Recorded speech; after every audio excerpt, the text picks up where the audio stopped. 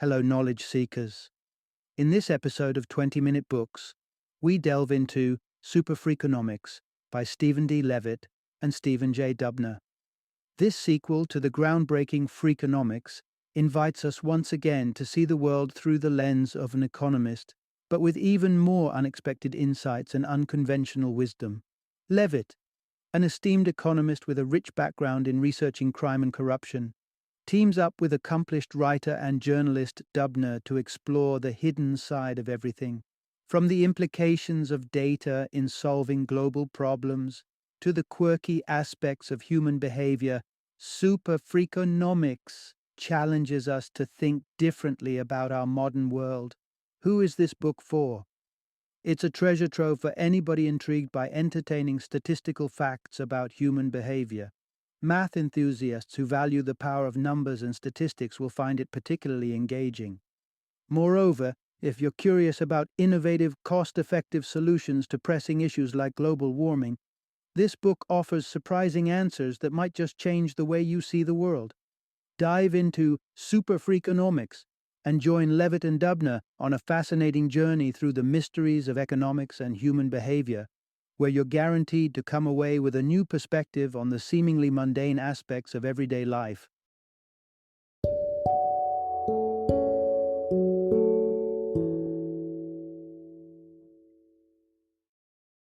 SuperFreakonomics: Global Cooling, Patriotic Prostitutes, and Why Suicide Bombers Should Buy Life Insurance.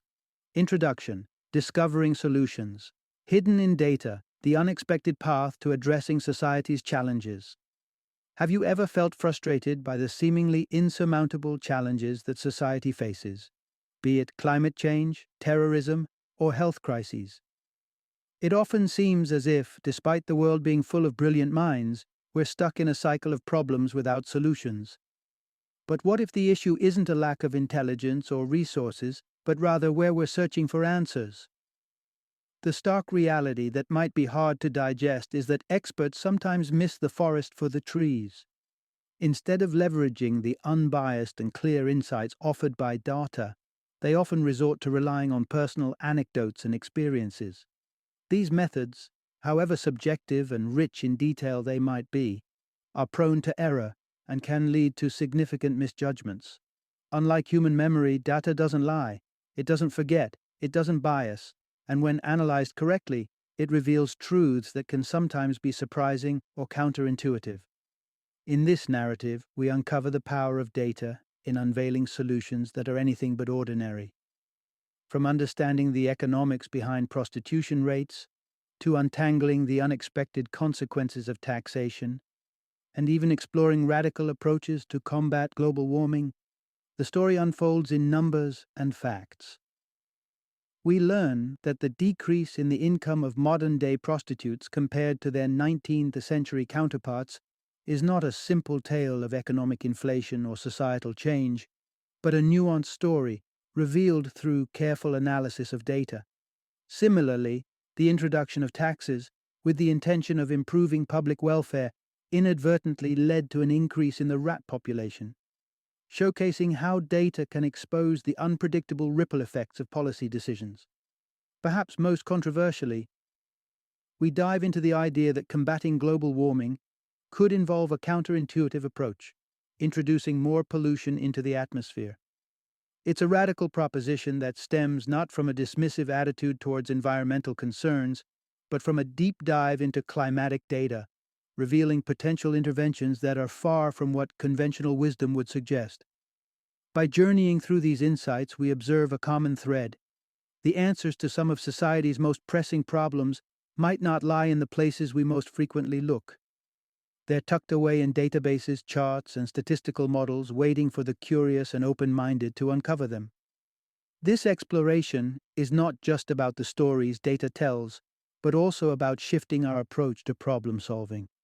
It's a call to embrace the clarity and objectivity of data as we navigate the complex issues that define our time.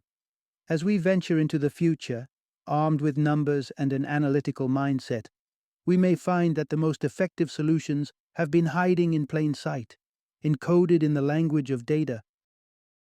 Part 1. unlocking the secrets of human behavior through statistics.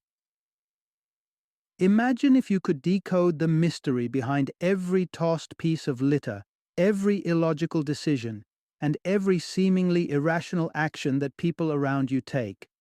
While the fantasy of literally stepping into someone else's mind remains in the realm of science fiction, there is a surprisingly effective alternate route to understanding human behavior: statistics. We live in a world where incentives are employed as a tool to nudge behavior in the direction deemed desirable by societies or governments. These incentives are crafted with the hope of encouraging us to act in more socially responsible ways, from recycling more diligently to reducing our waste. However, as history and data show, this approach often backfires in the most unexpected manners, bringing to light the highly unpredictable nature of human actions. Consider the example of introducing fees based on the volume of trash generated, a policy implemented with the intention of promoting waste reduction. Ironically, instead of leading to less waste, such initiatives have sometimes resulted in individuals adopting bizarre and counterproductive behaviors, like flushing leftovers down toilets in Germany, inadvertently turning urban plumbing into a buffet for the local rat populations. These consequences serve as a testament to the law of unintended consequences, highlighting how even well-meaning policies can lead to unwanted results. But how do we navigate this complex maze of human behavior to design better policies and incentives? The answer lies in the power of statistics. Statistics offer us a window into the intricacies of human behavior, providing insights that can seem as close as we can get to mind reading without psychic powers. Through the rigorous collection and analysis of data, we can uncover patterns and trends that reveal the underlying motivations driving people's actions. This data-driven approach allows us to anticipate the possible outcomes of policies and incentives, potentially averting the adverse effects before they unfold. In the stories that follow, we delve deep into a treasure trove of statistical analyses and data-driven investigations that shed light on the curious ways of humankind. From the quirks of everyday actions to the broader societal patterns, these insights reveal the critical role that statistics play in deciphering the hidden logic behind human behavior. By embracing the statistical approach, we not only gain a better understanding of why people act the way they do, but also equip ourselves with the knowledge to influence behavior in more predictable and positive ways. In the realm of human action, where unpredictability reigns supreme, statistics emerge as a beacon of clarity, guiding us towards more informed decisions and more effective policies. Part 2. Embracing the economist's perspective, a gateway to societal insights. Imagine navigating through life's complexities with a lens that brings clarity, objectivity, and innovative solutions to the forefront. This is the promise of thinking like an economist, not just a pursuit of profit, but an endeavor to understand the world through the disciplined analysis of data and trends. Economic thinking may often be misconstrued as a cold-hearted quest for financial gain, but its essence lies in a far more noble pursuit: the quest for understanding. By grounding hypotheses in solid data, economists strive to differentiate between what is typical and what is an outlier, enabling them to remain objective and focused on the truth. Take, for example, the American Summer of the Shark in 2001. The media frenzy surrounding a series of shark attacks painted an image of the ocean's predators as more dangerous than ever. However, a closer look at the data revealed that the number of shark attacks was not anomalously high. It was the heightened public awareness and media coverage that was out of the ordinary. This discovery underscores the power of looking at situations through an economist's lens, grounding perceptions in facts rather than sensational narratives. But the value of economic thinking doesn't end at understanding. It extends into the realm of problem-solving.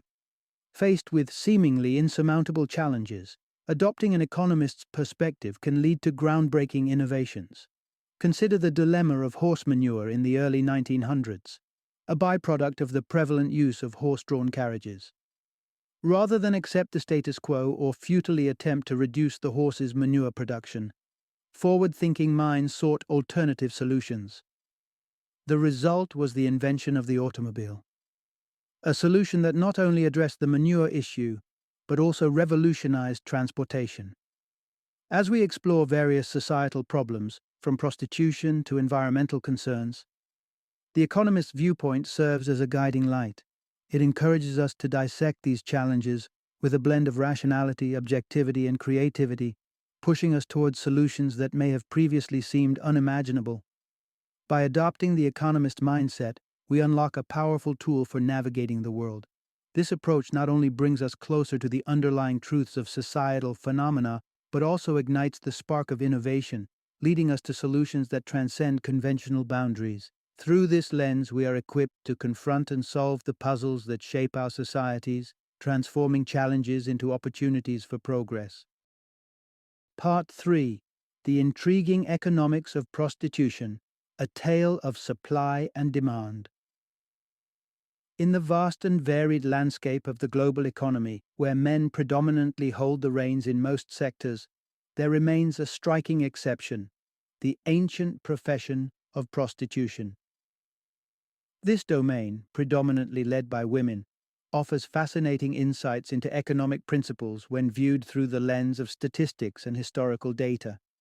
Rewind to the turn of the 20th century, and you'll encounter the Everly Butterfly Girls in Chicago, sex workers who commanded an income equivalent to around $430,000 in today's terms, a figure that modern-day sex workers can only envision in their wildest dreams. So, what's behind this drastic shift in earnings over the past century? The economics of prostitution are deeply intertwined with societal norms and laws. A century ago, premarital sex was far less common, driving higher demand for sex work. Additionally, the illegal status of the profession and the associated social stigma demanded higher compensation for the risks involved.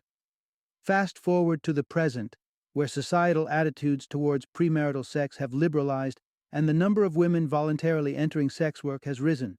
We witness a classic case of increased supply leading to a decline in prices, and consequently, wages.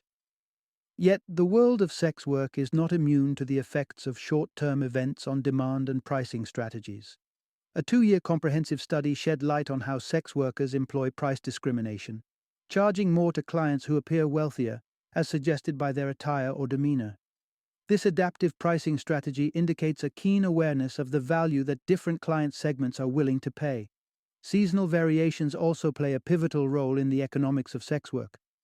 The study highlighted instances such as a significant 30% price surge in a certain neighborhood during Thanksgiving, attributed to an increased influx of clients seeking additional entertainment while visiting their families. This scenario presented even non-sex workers with an opportune moment to earn extra income, showcasing how individuals capitalize on short-term spikes in demand. Drawing parallels between sex workers and department store Santas might seem unexpected, but it underscores a fundamental economic principle. Both are quick to seize temporary job opportunities that come with heightened demand, working overtime to maximize earnings within a limited window. Through the lens of prostitution, we gain a unique perspective on the forces of supply and demand, pricing strategies, and the impact of societal changes on an occupation that, despite its longevity, remains as economically dynamic as any other sector. This exploration into the statistics behind sex work not only demystifies the financial dimensions of the trade, but also reflects the broader principles at play in the economics of unconventional markets. Part 4. Unveiling terrorist networks through the lens of economics. Terrorism, with its unpredictable nature and indiscriminate targeting, presents one of the most daunting challenges of our modern times. The very randomness that characterizes terrorist attacks also contributes to the complexity of preempting them. Yet, in this deeply unsettling domain, the application of economic thinking and data analysis offers a glimmer of hope in illuminating the path to early detection of potential threats. Delving into the minds of terrorists requires an understanding of their motivations. This endeavor led Alan Kruger, a distinguished economics professor at Princeton University, to undertake a detailed comparison between terrorists in Lebanon and the general populace. Kruger's findings challenged widespread assumptions.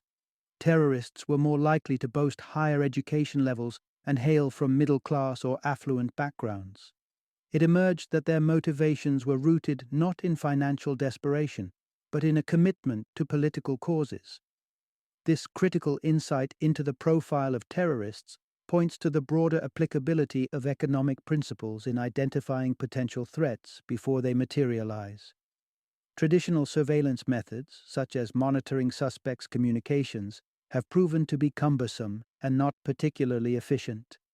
In response to this inadequacy, an innovative alternative has emerged through the work of a security expert pseudonymously named Ian Horsley, who has crafted an algorithm capable of sifting through banking details to flag possible terrorists. Initially designed to ferret out fraudsters, Horsley's algorithm employs a series of indicators to detect patterns of behavior commonly associated with terrorists. Positive indicators highlight traits frequently observed among terrorists, like renting homes instead of owning them or being enrolled as a student.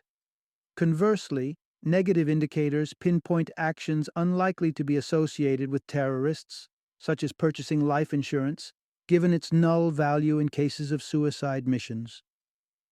While no tool can claim absolute perfection in the realm of counterterrorism, Horsley's algorithm stands out as a promising instrument in the ongoing effort to identify suspects who might otherwise evade detection. Its reliance on economic principles and behavioral data underscores a powerful strategy: understanding and anticipating terrorists' actions through the analytical rigor associated with economic thinking. Ironically, the knowledge that such algorithms are in use could prompt terrorists to adjust their behavior, perhaps even considering life insurance purchases as a bluff. This cat-and-mouse game between security forces and terrorists reflects the complex interplay of strategy, psychology, and economics, a chess match where every move and countermove is underpinned by the quest to outthink an elusive adversary. Part 5. Debunking Myths of Altruism and Apathy through Economic Experiments. The harrowing incident surrounding Kitty Genovese's murder in 1964 has long served as a stark illustration of bystander apathy. The reluctance of 38 witnesses to intervene as she was attacked, not once but thrice, emboldened a narrative of a society deeply ensconced in selfishness and indifference. This event was emblematic of an era that viewed humanity's essence through a lens of cynicism. However, as the pendulum of societal perspectives swung, the 1980s heralded a new era of optimism about the human spirit. The pivot was significantly attributed to the burgeoning field of game theory, a fascinating amalgamation of psychology and economics that sought to understand human decision-making. The dictator game emerged as a pivotal experiment in this journey, revealing an astounding propensity among participants, across various cultures and contexts, to share their money with strangers. This behavior painted a picture of society as innately altruistic, challenging the previous narrative of intrinsic selfishness. Yet, this conclusion didn't sit well with John List, a renowned experimental economist. Perplexed by these findings, List set out to test the waters of altruism with a twist on the conventional format of the dictator game. His rendition introduced the possibility not just to share, but also to steal from the stranger. Coupled with the requirement for participants to engage in mundane tasks, like stamping letters, before playing, this new setup was designed to mirror real-life complexities more closely. The results were telling. Only a minuscule 6% of participants opted to share their bounty, whereas a staggering 66% chose the path of self-interest, pocketing the money at the expense of the stranger. These findings cast a long shadow on the idea of inherent altruism, suggesting that under more realistic conditions, individuals might lean more towards their self-serving instincts. Through List's innovative approach, the curtain was pulled back to reveal the nuanced landscape of human behavior. one that oscillates between altruism and self-interest. The experiments underscore a more complex truth. People are neither wholly altruistic nor entirely apathetic. Instead, their actions are influenced by a myriad of factors, including the setup of the decision-making environment and the immediate precedents to their choices. This exploration into the depths of human altruism and selfishness sheds light on the intricate dynamics that govern our interactions. It serves as a reminder that the essence of human behavior is multifaceted, resisting simplification into binary categories of good or bad, altruistic or apathetic. In the grand tapestry of human actions, we find a spectrum of motivations, guiding us through the perennial quest to understand the fundamentally unpredictable nature of our species. Part 6. When Less is More: Simple Solutions to Complex Problems. The tale of tackling persistent challenges often mirrors the odyssey of Sisyphus, always pushing, never overcoming. This narrative is all too familiar in the realms of science and innovation, where complex problems often seem insurmountable. However, history teaches us that sometimes the most perplexing problems succumb to the simplest of solutions, guided by the clear, unadorned insights drawn from data. Consider the curious case of a Vienna hospital in 1847, gripped by the tragedy of puerperal fever, a deadly disease claiming the lives of 1 in 6 healthy women post-childbirth. Ignaz Semmelweis, a physician perplexed by this grim statistic, embarked on a mission fueled by data and hypothesized relationships. Why were women giving birth at home or in midwives' wards less susceptible to this fever compared to those in the male doctors' wards? The answer came with the distressing news of a colleague's death, following a seemingly innocuous cut incurred during an autopsy. The revelation? Male doctors, moving straight from autopsies to the birthing station, unwittingly transferred harmful cadaverous particles to these women. Simple as it was revolutionary, the solution that emerged was hand-washing, a practice that dramatically curtailed the incidence of puerperal fever, illustrating how sometimes the simplest interventions can cast a profound, life-saving impact. The pursuit of simplicity as a means to innovation was further demonstrated in the 1950s by Henry Ford. Faced with the alarming reality of car crashes being a leading cause of death, Ford appointed Robert Strange McNamara to delve into crash data with the aim of bolstering driving safety. Through meticulous analysis, McNamara pinpointed a common denominator in fatal injuries: the lethal trajectory of passengers' heads during collisions. While conventional wisdom and prior attempts at innovation focused on softening steering wheels, McNamara's data-driven epiphany led to a different, more fundamental question: why not prevent the head from being thrust forward at all? This line of inquiry culminated in the introduction of the seatbelt, a deceptively simple yet groundbreaking solution that slashed the risk of death by up to 70%. These vignettes from history underscore a powerful message. Amidst the complexity of our challenges, the solutions we seek often reside in the realm of simplicity. By adhering to the principles of careful data analysis and reframing the questions that guide our search for answers, we can unveil solutions that are not only straightforward, but monumental in their impact. In this journey of discovery, let us remember that when complex problems loom large, the simplest answers might just be waiting to be uncovered. Part 7. Navigating the complex terrain of global warming. Global warming stands as one of the towering challenges of our age, a spectral threat looming over humanity's future. Yet, in the face of such peril, collective action seems frustratingly sluggish. This inertia can, in part, be attributed to the intricate nature of global warming, a phenomenon we understand is exacerbated by human activities, though the exact mechanisms and extent remain elusive. The discourse surrounding global warming is often ensnared in a web of confusion and myth. Conventional wisdom points fingers at automobiles and industrial activities as prime culprits. Yet, a startling revelation by data analysis shows that ruminants, particularly cows, contribute to 50% more greenhouse gases than the entire transportation sector combined.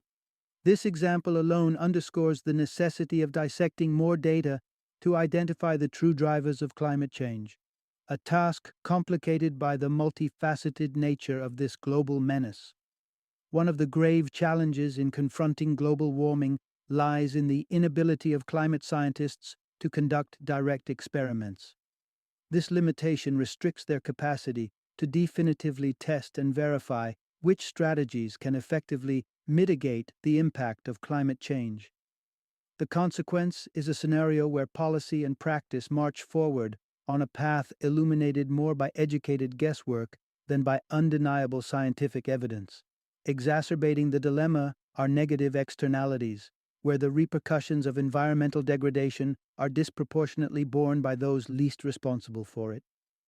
A case in point is the potential submersion of low-lying islands due to rising sea levels, a calamity linked to the excessive meat consumption in more affluent parts of the world and the resultant greenhouse gas emissions from livestock.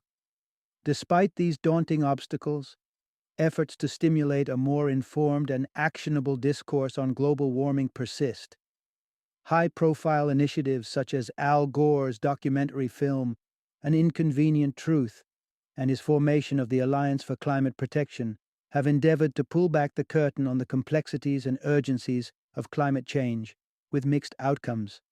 The crux of the matter boils down to incentives, or the lack thereof, for individuals and societies to alter their behavior in meaningful ways.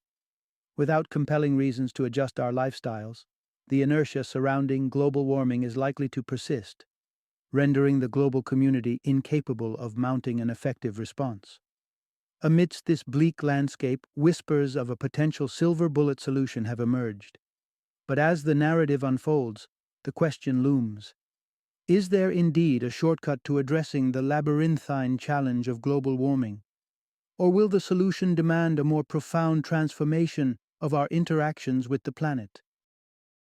Part 8. A counterintuitive approach, combating global warming with geoengineering. The battle against global warming often appears as an uphill struggle, especially when the pursuit of solutions requires investment with uncertain returns.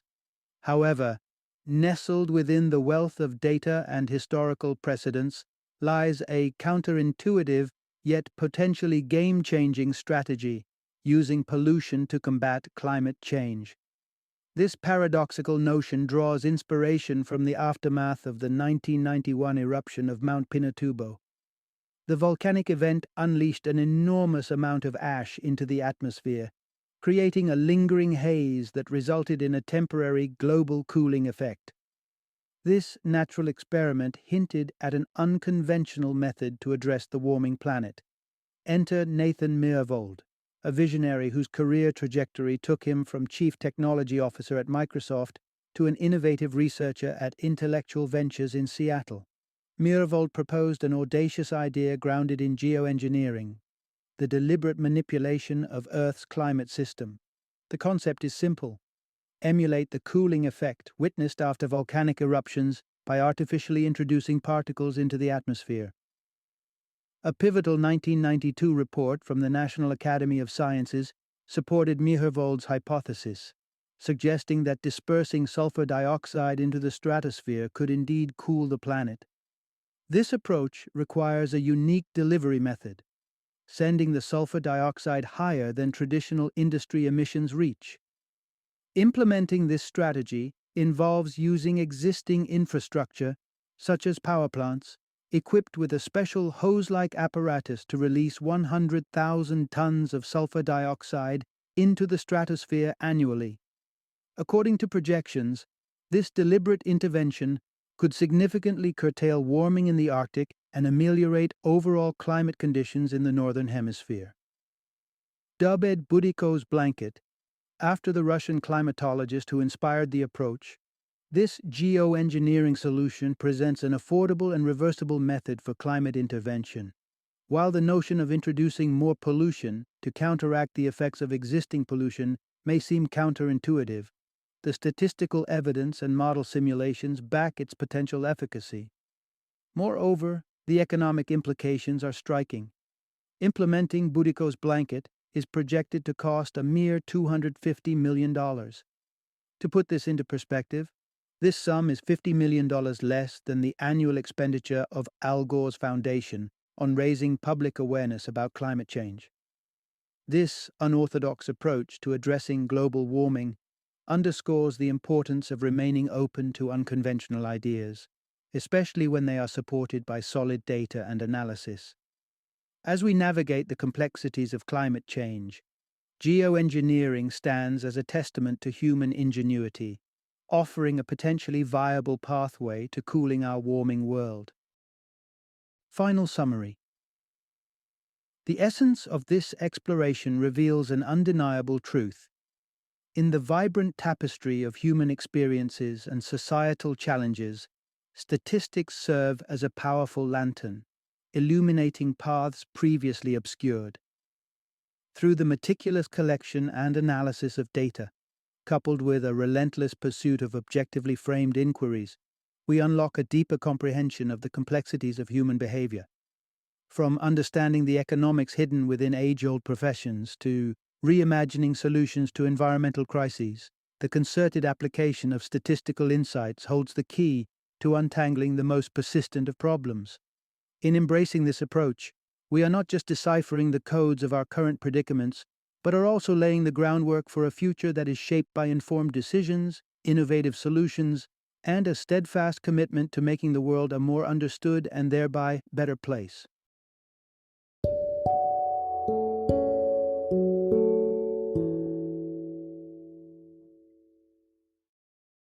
Thank you for joining me today on this journey of learning and discovery as we explored the insights of another thought-provoking book in our growing library of knowledge. If you've enjoyed our time together, please take a moment to follow our podcast, give us a 5-star rating, and share 20-minute books with other knowledge seekers. Your support truly means a lot. Don't forget to join me again in the next episode, where we will delve into another enriching book. Until then, happy reading and happy listening.